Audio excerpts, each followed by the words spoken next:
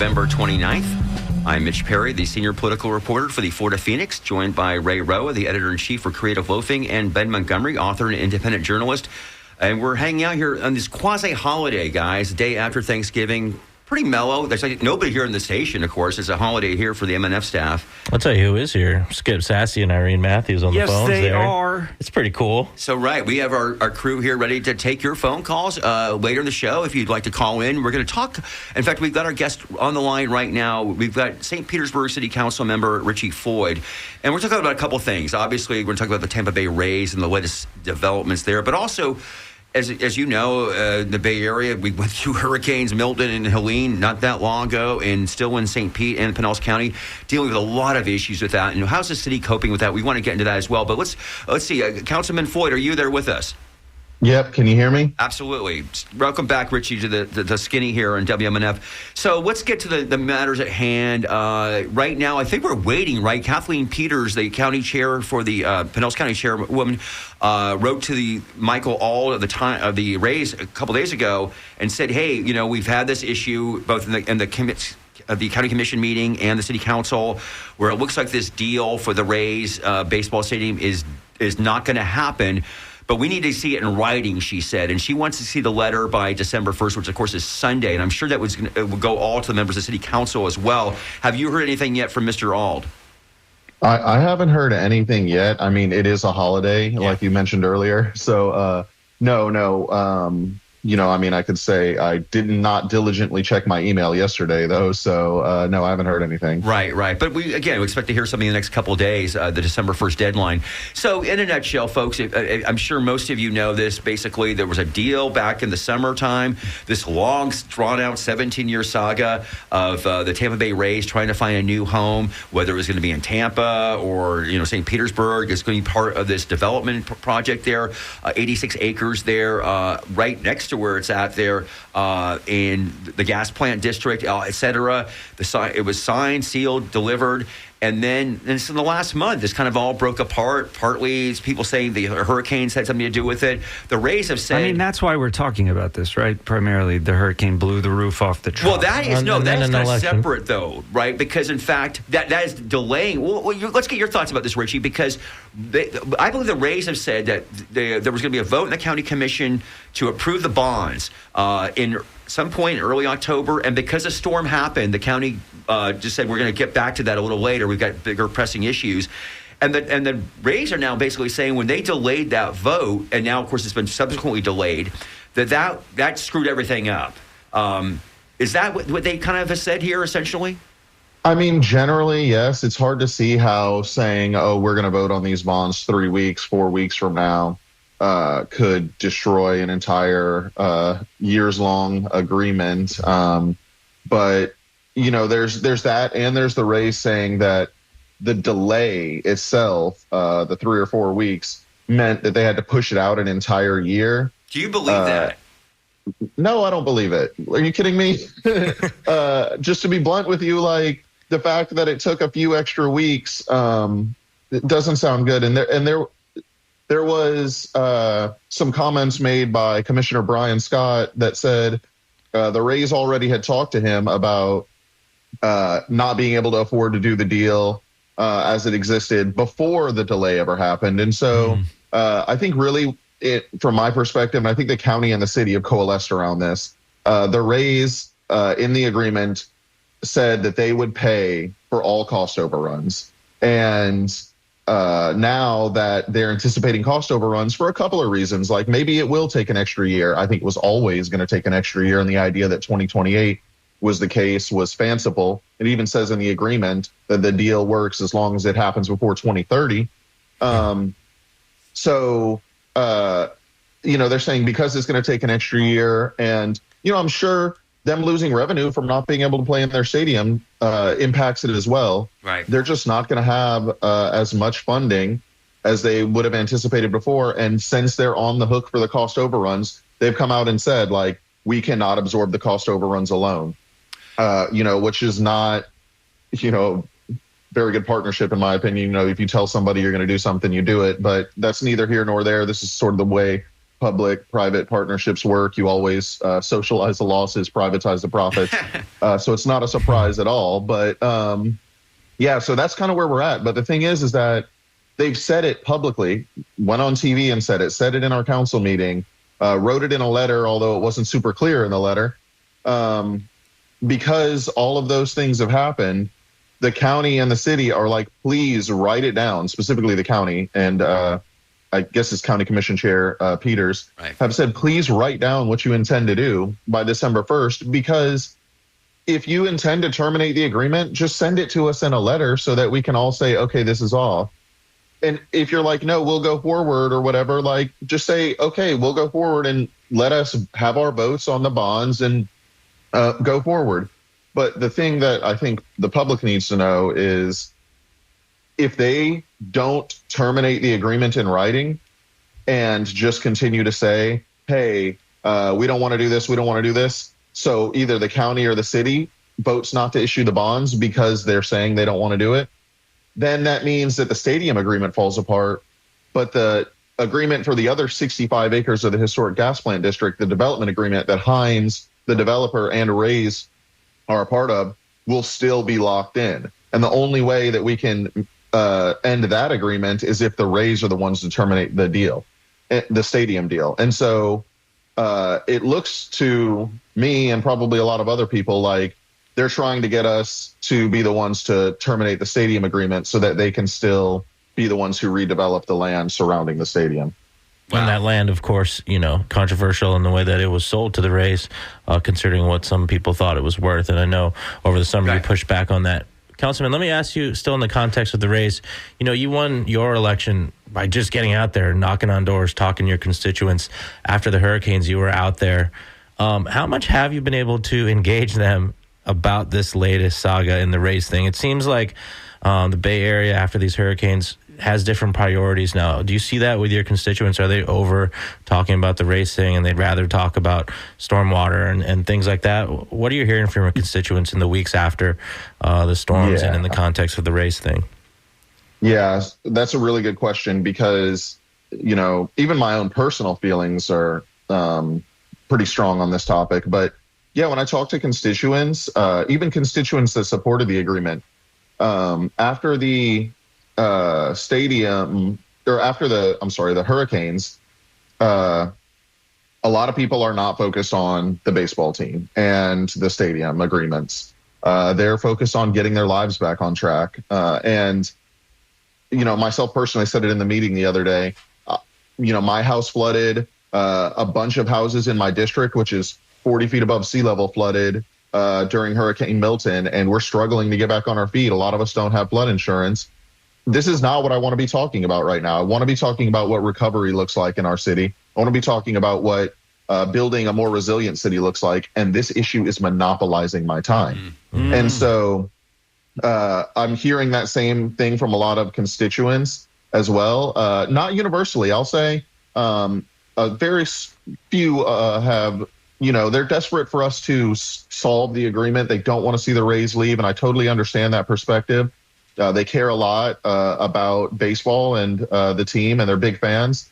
Now, that is a small amount of correspondence I'm getting right now, but I do understand that perspective. But even people like that right now are saying to me, like, that they're tired of the conversation. They're tired of the back and forth and the arguing that's been going on around the agreement. And they just want to see it resolved so we can move on. And we're going to, and by the way, we're talking to St. Petersburg City Council member Richie Floyd here. We're going to talk about that, Councilman, in a minute, about what the city is trying to do looking forward to deal in terms of the ramifications of the hurricanes here.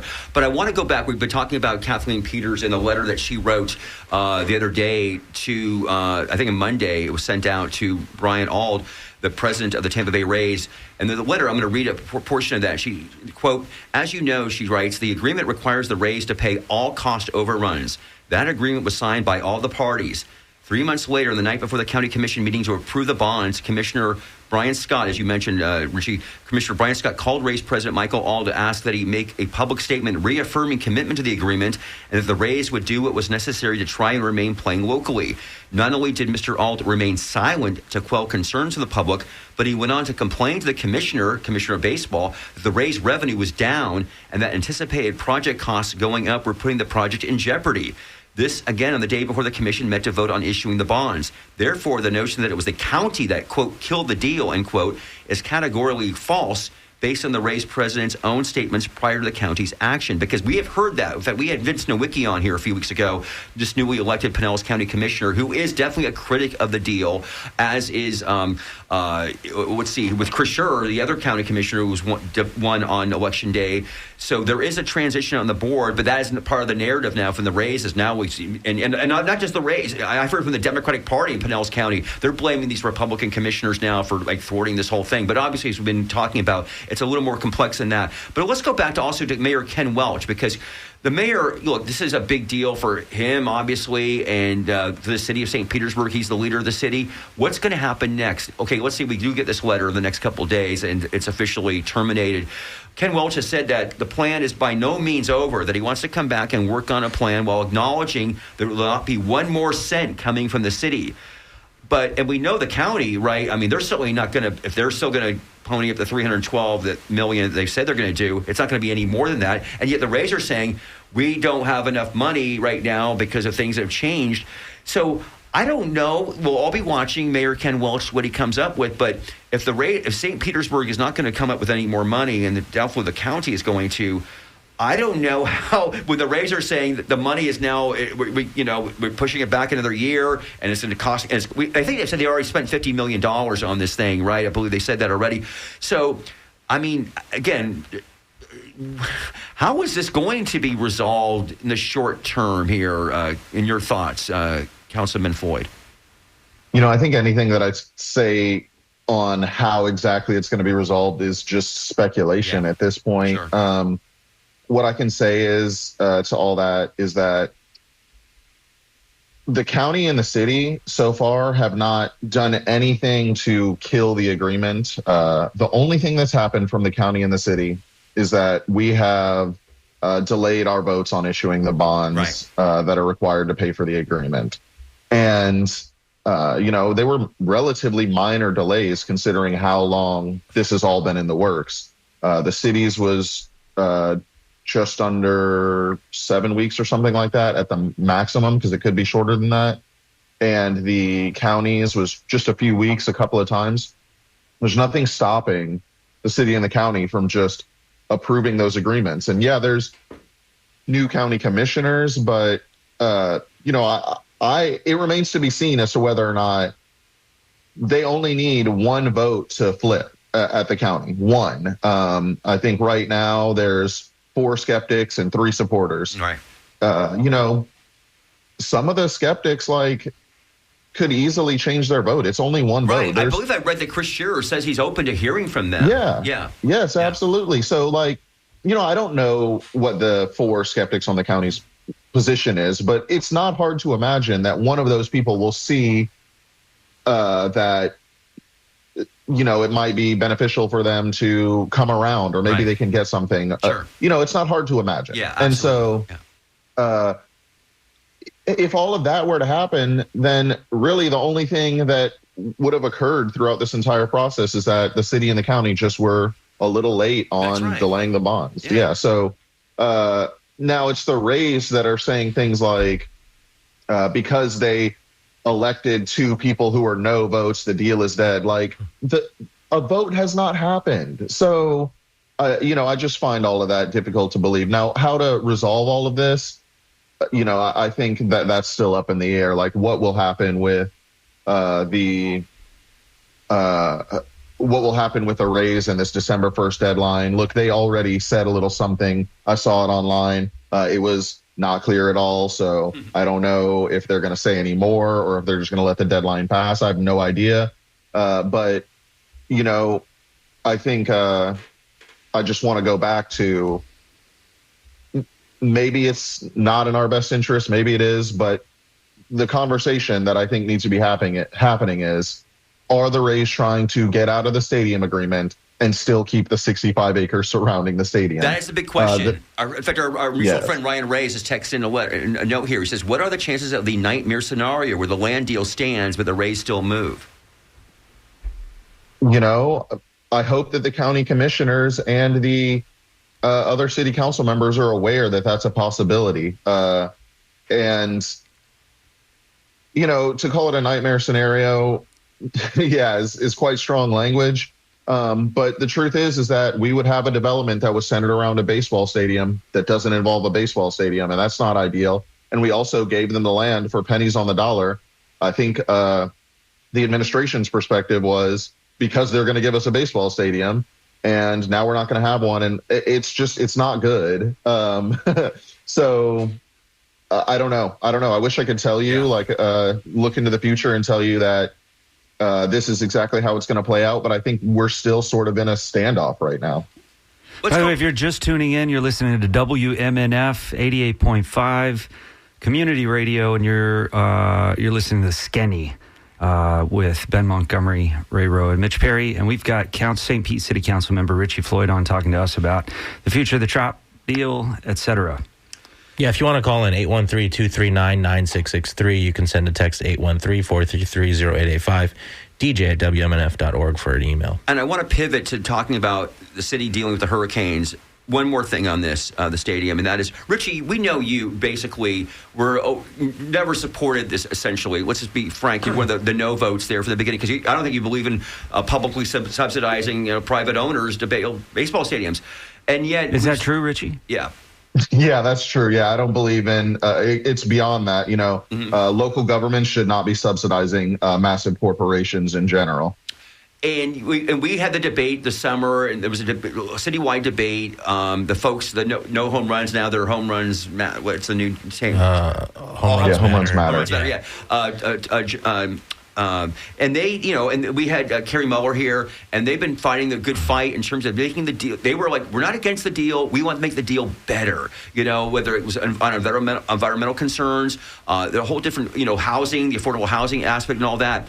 Richie, as somebody who was against this, but I know that you're an open-minded person in terms of knowing how important this issue is to the city. The way it's all played out in terms of the deal itself, and say it was still going to go ahead. You were a no vote, like I said, throughout.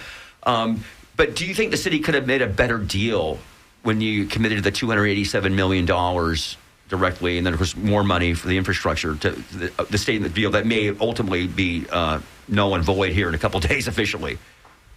Yeah, so could we have done a better deal? Absolutely. I mean, I stated on principle, I did not get elected to funnel public wealth and public tax dollars to private corporations. I did not do that. And I've said that from the second that I started running for office, because it's been a topic the entire time. But at the same time, taking a step back, I evaluate things objectively. And yeah, we could have negotiated in something different. And so, for example, I made a huge fuss about the stipulations around affordable housing in the agreement, and how there's opportunity for the developer and the Rays to pay their way out of building any of it, or if they, just fail to acquire even more government subsidy later on, they just don't have to build it. And so we could have fixed things like that. We also, could have just pointed to the fact that this stadium deal, just the cash value of it, the $600 million from the city and the county, was the biggest stadium subsidy in the history of Major League Baseball. Really? The next biggest subsidy was the Atlanta Braves subsidy, which was around $300 million. And the next biggest even contemplated subsidy is the deal in Las Vegas that will probably fall through at this point. And that's only for $400 million. And so to say, could we get a better deal? Yeah, I think we could have.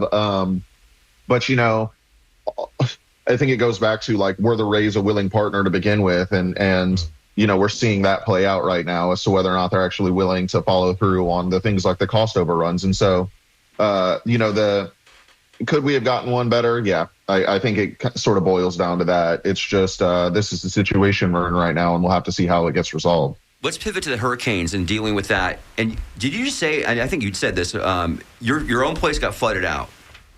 Yeah, so I live near the main library, the Barack Obama Library in St. Pete. There's a big lake behind it, Lake Jorgensen Lake, however you want to call it.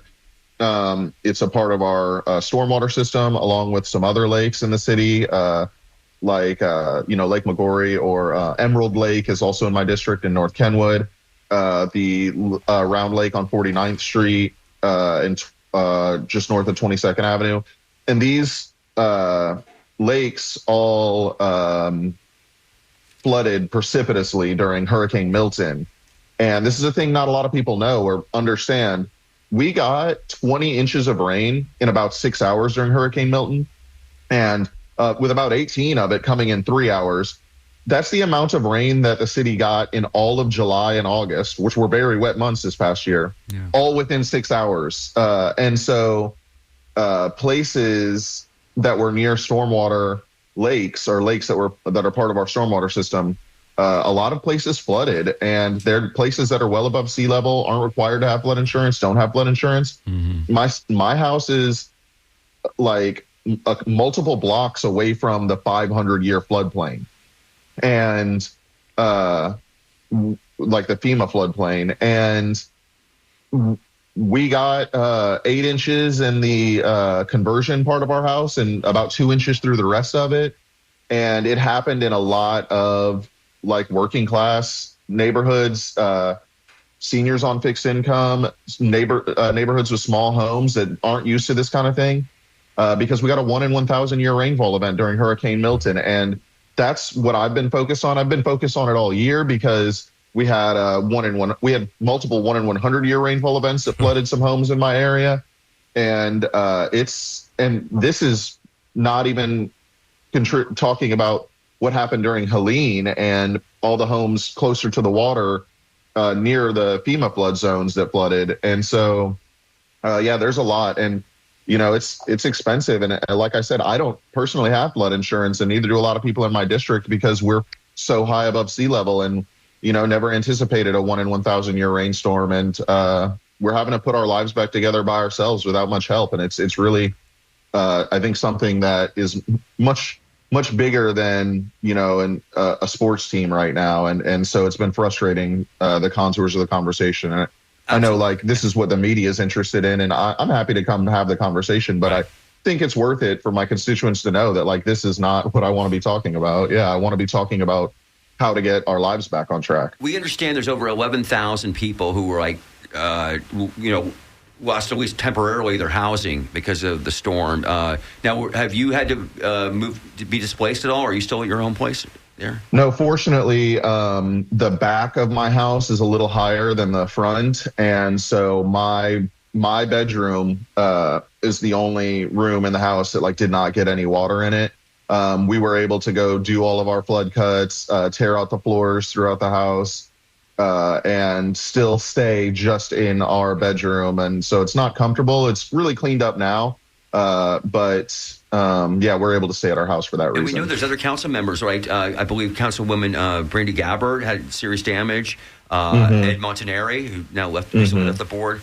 So it's interesting you mentioned, Richie, with the retention ponds swelling and flooding. That same thing happened in Tampa at Robles Park, just north of downtown Tampa, far away from the coast. I mean, relatively far, but the rains came, and that there's a pump issue there. We don't quite know what happened. But no one expected the local pond to escape its banks and actually flood, the entire neighborhood. And what were the contents of that water and things like that? How do you fix stormwater issues like that? I mean, where would you put all that extra water? Is this just something we live with now?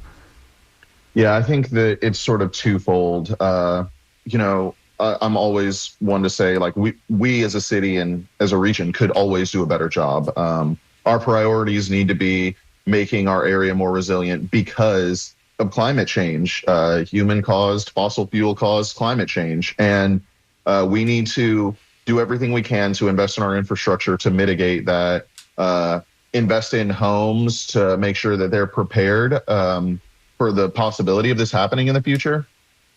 And we also need to realize that we are in a different world. And so it's two-pronged, like getting people prepared, both like structurally and infrastructure-wise, and also, getting people prepared, I guess, mentally and emotionally, and they're in an individual capacity to know that I don't anticipate personally like a 1 in 1,000 year rainfall event being a common occurrence. Like that's what Hurricane Milton was for our region. And I don't anticipate that being a common occurrence. But like I said, over the summer, we had Hurricane Debbie. That was a 1 in 100 year rainfall event. And the event in my neighborhood that was most impactful was a rainstorm. I believe it was on August 29th. And it was just an afternoon rainstorm. Yeah. And we got as much as 7 inches of rain within 1 hour. And a lot of homes in my area flooded from that as well. And so those kind of storms, I do anticipate being more common now and much more frequent. Afternoon rainstorms, just holding so much more water in the atmosphere because there's so much more heat in the atmosphere. More heat's more energy. More energy can pull more water up into the atmosphere and can dump it on us. And so I do think that we should be preparing ourselves for that. Now, what does that look like? I think it looks like a massive investment in our stormwater infrastructure and in protecting homes as well. And I think what we saw over the summer when we had one afternoon rainstorm that flooded homes that were 40 feet above sea level is that no one in our region is safe from the effects of climate change. No one is safe. And so we need to have a holistic outlook, not just around the coast, but around our entire area, so what we can be doing better. We know that, again, we're speaking with St. Petersburg City Council member Richie Floyd here on the Skinny WMNF 1132 in the morning here. You're just tuning in right now. We're live here the day after Thanksgiving. Richie, I know that the council met recently to talk about your asks to the state legislative delegation, right? Because Tallahassee, when they do convene, well, they're going to start having committee meetings in a couple of weeks, actually, but March is when the full session begins. And there's a lot that hopefully the legislature will look at in terms of addressing these storms. I believe you guys have a document that states that hurricane recovery efforts have underscored the need for a workforce skilled at mitigating storm damage and rebuilding after the fact. You want the legislature to support training programs encompassing forecasting, floodplain management, construction, emergency preparedness, and other emerging technologies. Another thing you want to do, I guess locally here is, right, implement ordinances that protect residents from biological hazards and storm impacts without state interference. You got a lot on your plate there, right, that you like even, I guess what are you looking at for? I know you have asked for Tallahassee, but what are you guys even looking at now, like maybe passing ordinances to deal with some of this stuff, whether it comes to, water quality or housing in terms of, in relation to the storms? Yeah, so fortunately, we have been having discussions at the city about this for a while, and the storm just sort of reaffirms, what I believe should be our biggest commitment to it. And the city's created a stormwater master plan to try to handle runoff as best as we possibly can. And I think that these storms should be sort of a wake-up call to say, okay, we wrote out that we're going to spend this much money, but we need to, reallocate resources to really, really invest in this. And that's what I've heard from the mayor's office, to be really fair and pleased with them, that's what they're interested in as well. And so I'm looking forward to actually doing this work. I think, to be optimistic, because I think we all need some optimism right now. These storms presents an opportunity to do what I was hoping to get elected and be a part of, which is really fundamentally and structurally change the priorities of our region and our city and our state as a whole, to be one that says we can't do things the way that they've always been done. We need a big change that invests in the working people of our state, that invests in protecting the homes of our state and the infrastructure of our state, the size of things like New Deal programs that sort of fundamentally restructure the government and the power system to actually benefit working people. And I think these storms really show us that, like, we don't have a choice. We have to do this, or we're going to continue to leave behind the people who have, like, built and made this state what it is today. The retirees that moved here, to be on a fixed income, to have a nice, cheap place to live. The working people who built the cities, these are the people who are relying on us to really make these changes. And I hope that the storms are indiscriminate enough to convince people who don't necessarily agree with that political perspective to come around and realize that, like, we're all in this together, and we can do things to make our state more resilient and better for everyone. And so I'm really hoping that the state listens to the things that we're telling them. I'm cautiously optimistic that they, even if they, still treat us not as I would hope exactly, they at least see that it's worthwhile to invest in making sure we're a resilient place to live. And so I think it's possible that we'll get some state help this coming year and this coming legislative session. And then on top of that, locally, because we made the Stormwater Master Plan, we're in discussion about upgrading our ordinances to make sure that any sort of commercial or future development has high standards. The county's looking at updating its impact fees. We recently updated our fees for attaching to our wastewater system. And so I think that there's reason to be optimistic. I just really hope that we can take as big and bold of steps that are required at this time, really. Councilman, you kind of alluded to this. Let me ask you something. I talked with, and forgive me if I'm pronouncing his name wrong, Alec Wilkowski. He worked on your campaign for city council. And since since you've been sworn in, you've been governing as Florida's first openly socialist elected official. And I talked with Alec about Pinellas County's Democratic Socialists of America, and he mentioned that since the election, paid dues members, that percentage has grown by 13% just in the last month. And across the country, DSA has added 5,000 new members nationwide since November 5. And I'm wondering, not to think too far into midterms and things like that, but as DSA grows and people start to become a little bit more open to joining a party like that and working on those things that you mentioned, items for the working class, coming together on those kinds of things. What role will the Pinellas chapter of that party play in the local politics and getting things done? Have you noticed that growth as well? And are you optimistic about whether or not DSA can change the conversation about priorities and whatnot locally? Yeah, you mentioned it. Like, I'm a proud Democratic Socialist. That's how I got involved in politics. It was, I had been an independent until 2015, and I'm a registered Democrat. The Democratic Socialists of America is just an activist organization. And in 2015, I got involved in politics because of Bernie Sanders' run and because of him saying that, like, big structural change is possible and necessary. I remember I watched one video of him, like, calling for an end to the forever wars in the Middle East and saying we need universal health care and to end money in politics. And that was literally like a light bulb went on in my head. And so this is what I've always believed in, is like big change for working people is what's required in this country to get us back on track. And so it's been really encouraging to see, the membership of the organization that helped get me elected and believes in these things expand and get some more energy. We're seeing a lot of people who are just fed up with the status quo, who want to make a positive impact in their community, come out and engage in politics in a way that they never have before. And we saw the same thing the last time Trump was elected, and when AOC was elected, and when Bernie Sanders ran, and throughout the pandemic as well. And I think it's always positive when everyday people get involved in the political process.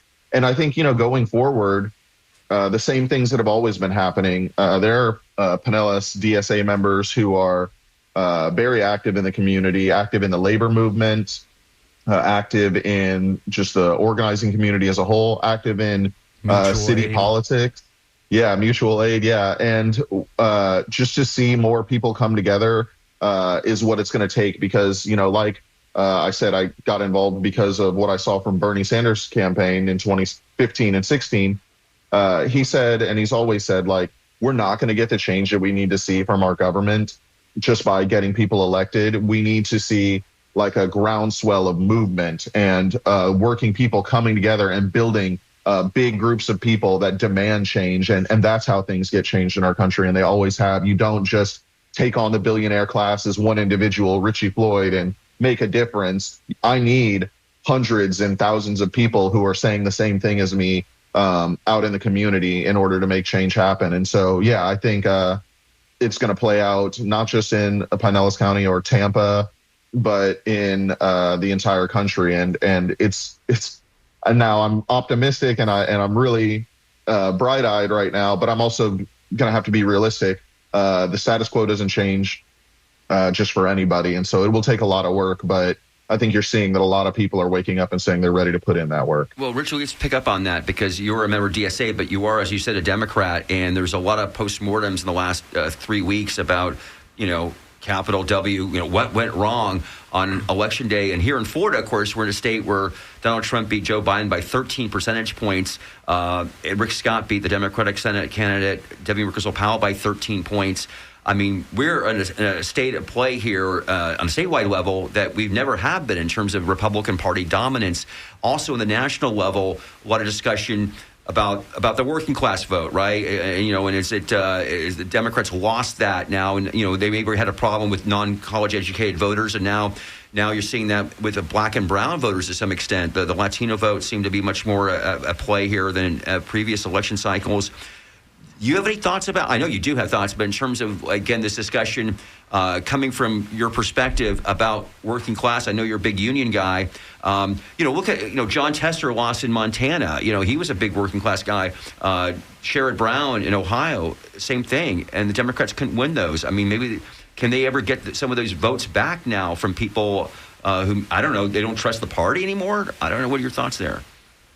Yeah, I can give it to you pretty straight and simple. Like, the Democratic Party for a long time has been trying to serve two masters, trying to have the labor movement and working class people vote for it, but also while getting gobs and gobs of money from billionaires in Silicon Valley and Wall Street. And it's illogical and not possible to actually square the two constituencies and make sure that you can serve both of them. It's just not realistic. And so I think what you saw across the entire country was the same thing that we saw in Florida in 2022. It's not that the entire country was like, I'm right wing now. It was that a huge portion of the base voters of the Democratic Party, and these are minorities, Latinos, African Americans, who just did not go out and vote. That's what we saw, for example, in St. Petersburg in 2022.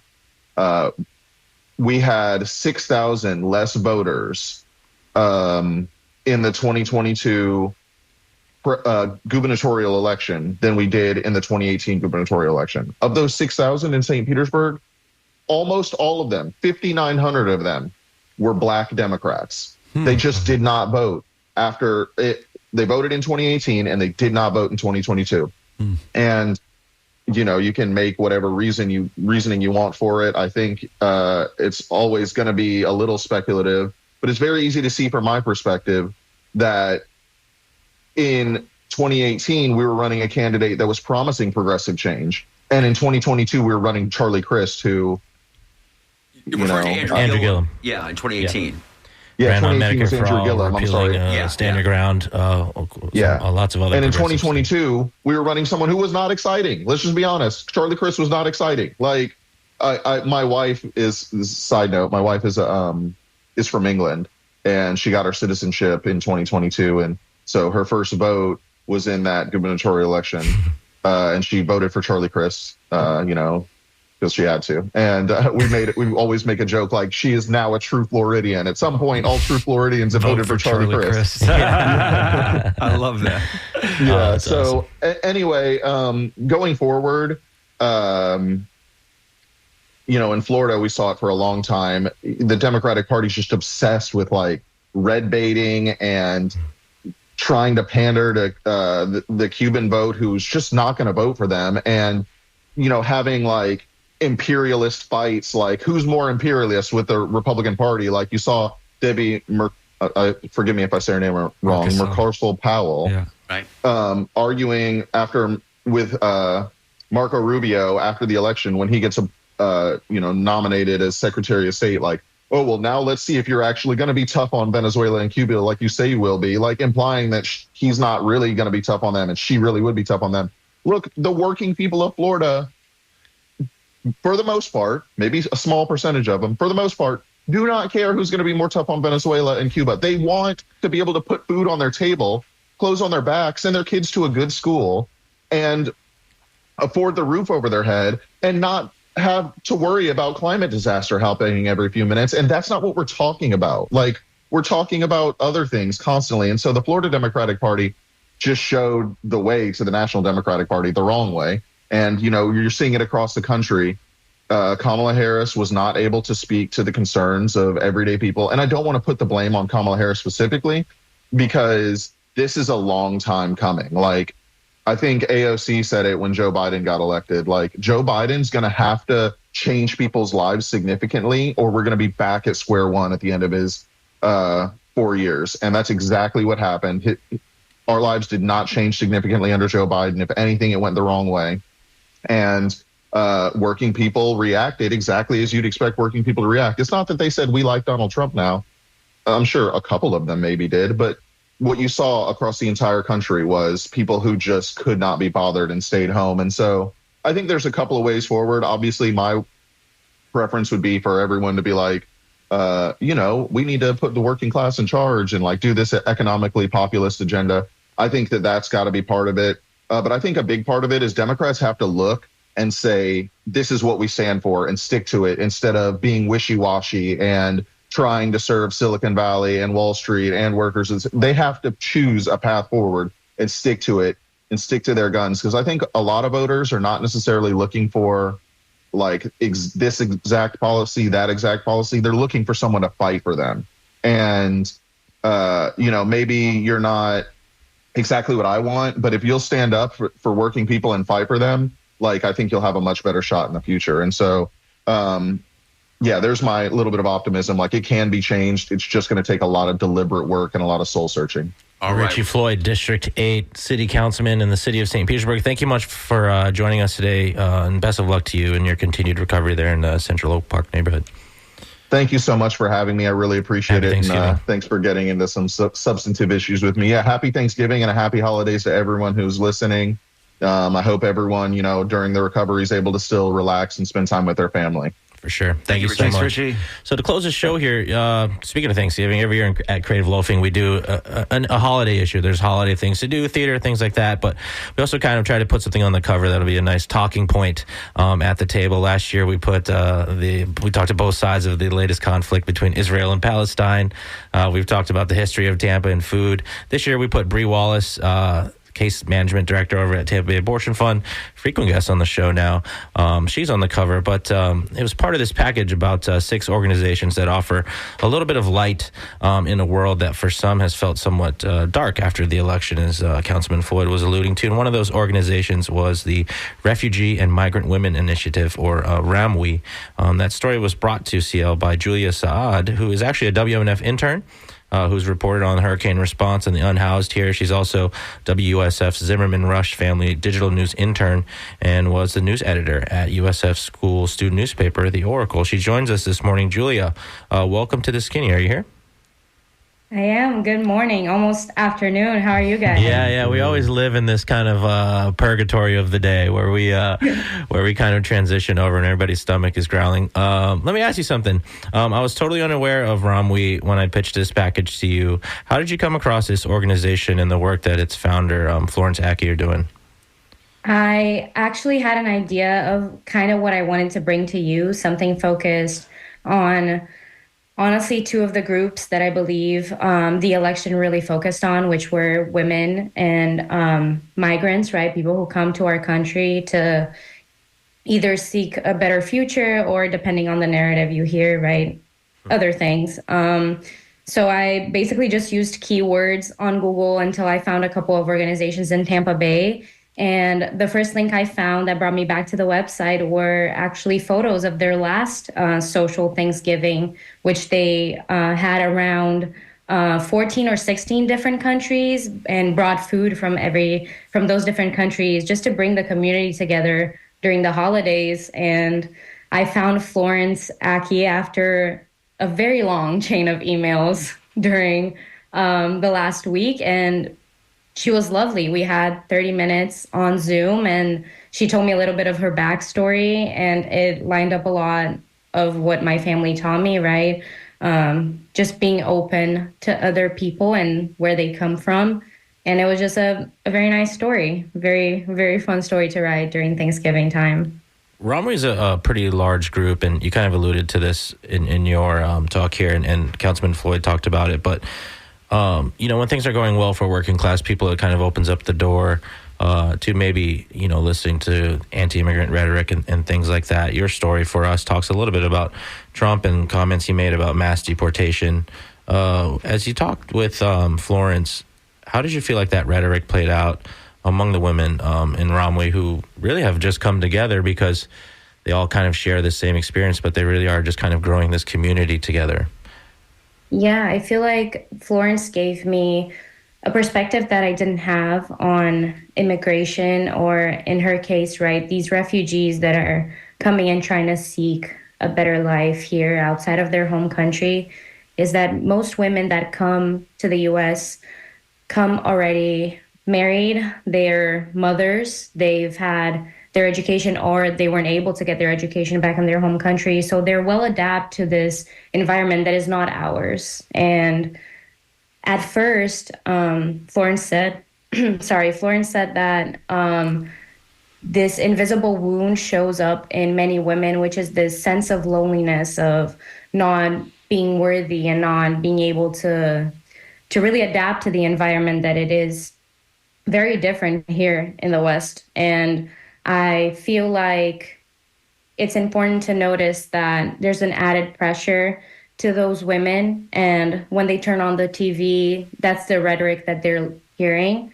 After a long day trying to advocate for their kids in school, not knowing really the terms and how to speak to principals and teachers, they have to come home, turn on the news, and listen to politicians claim that immigrants took 100% of the new jobs in the Biden administration, which is just incorrect.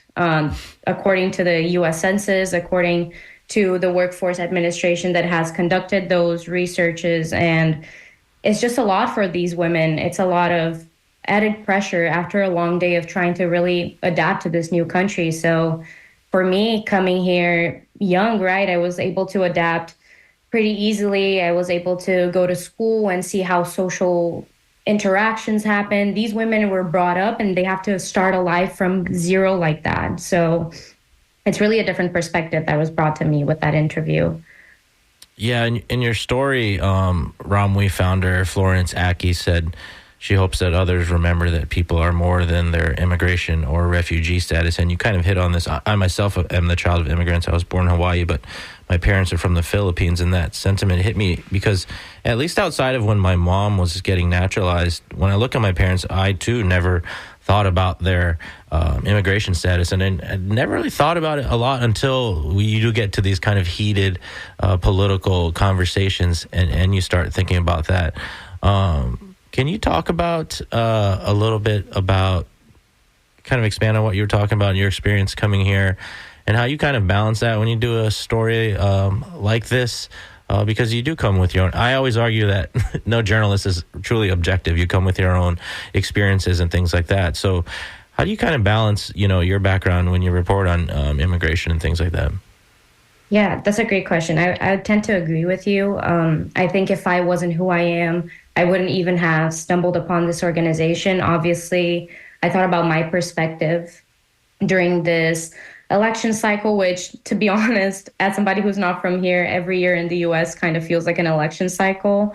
But I think the biggest thing for me is my biggest ideas come from who I am. Obviously, I am a woman. I am somebody who was born here but was raised in Brazil by my Brazilian mom and my Arabic dad. And that's the culture I have, right? But at home, like you said, I just thought about being at home. I thought about the fact that we were all in this house trying to make it regardless of what other people thought about us.